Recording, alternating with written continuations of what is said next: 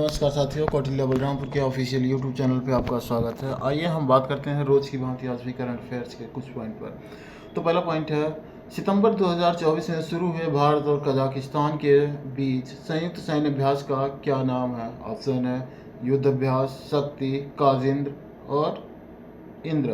तो इसका जो सी वाला ऑप्शन है यानी कि काजिंद्र, ये आपका सही आंसर हो जाएगा। भारत कजाकिस्तान संयुक्त सैन्य अभ्यास काजिंद 2024 का 8वां संस्करण 30 सितंबर 2024 को उत्तराखंड में शुरू हुआ।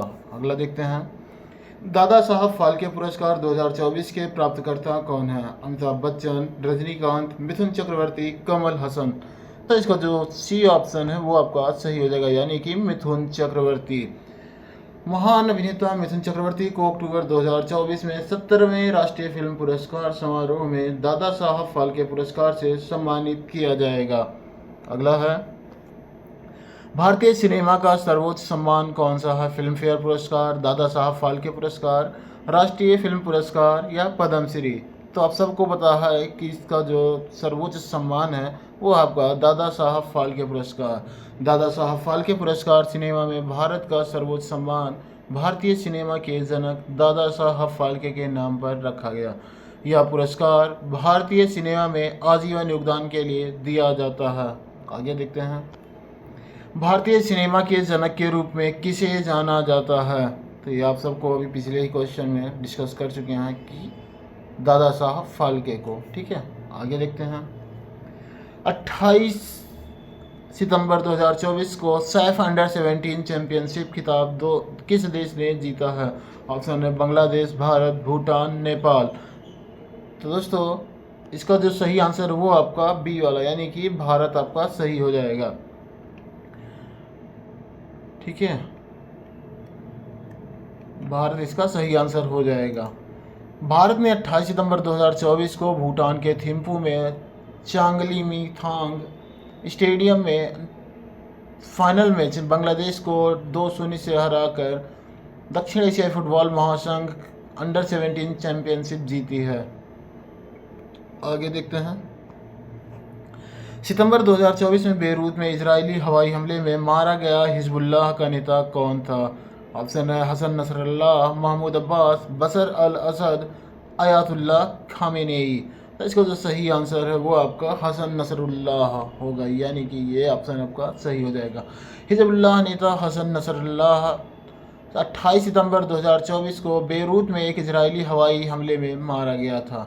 नसरुल्लाह, जिन्होंने 3 दशकों से अधिक समय तक ईरान समर्थित आतंकवादी समूह का नेतृत्व किया था, मध्य पूर्वी राजनीति और संघर्षों में एक महत्वपूर्ण व्यक्ति थे। आगे देखते हैं, वह भारतीय एथलीट कौन है जिसने सितंबर 2024 में जापान में वर्ल्ड एथलेटिक्स कॉन्टिनेंटल टूर में पुरुषों की 5000 मीटर दौड़ में स्वर्ण पदक जीता और एक नया राष्ट्रीय रिकॉर्ड बनाया है? तो इसका ऑप्शन है अविनाश सांबले, गुलवीर सिंह, नीरज चोपड़ा या जिनसन जॉनसन। तो इसका बी वाला ऑप्शन सही हो जाएगा यानी कि गुलवीर सिंह।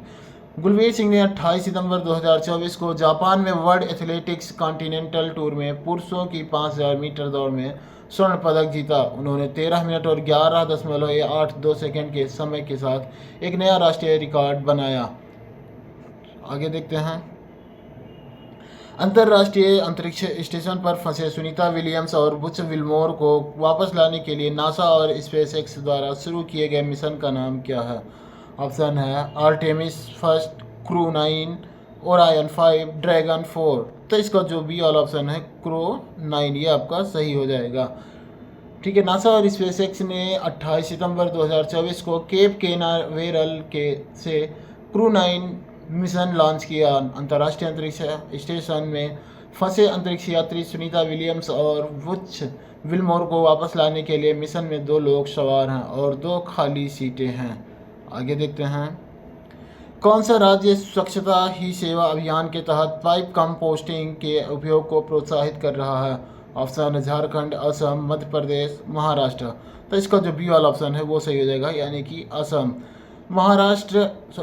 असम 2 महीने के भीतर बायोडिग्रेडेबल कचरे को खाद में बदलने के लिए एक कुशल विधि के रूप में पाइप खाद को प्रोत्साहित कर रहा है, विशेष रूप से ग्रामीण क्षेत्रों में इसे अपनाने पर जोर दे रहा है। यह पहल चल रहे स्वच्छता ही सेवा अभियान का हिस्सा है, जिसका उद्देश्य घरेलू स्तर पर टिकाऊ अपशिष्ट प्रबंधन को बढ़ावा देना है। तो दोस्तों आज के लिए इतना ही, आगे का फिर मिलते हैं कल। बहुत बहुत धन्यवाद।